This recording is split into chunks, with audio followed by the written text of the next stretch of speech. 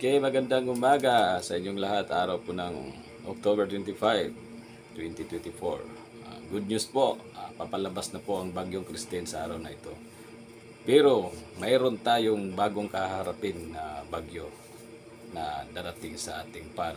Papasok daw ito, posibleng papasok.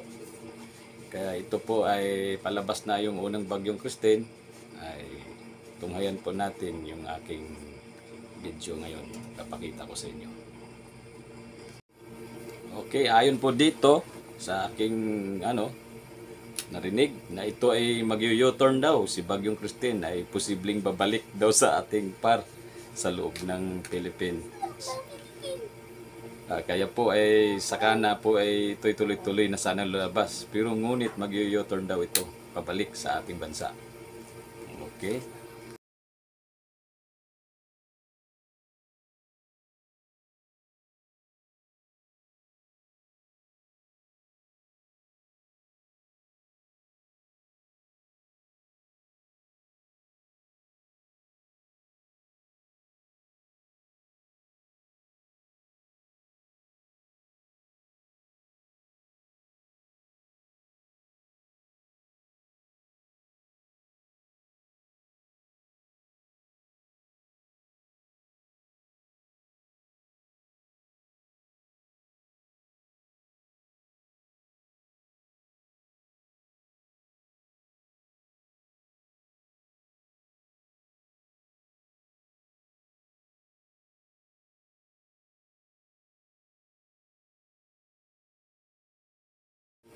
Okay, hanggang dito na lang po ang aking bagyong update lang sa ating araw na ngayon.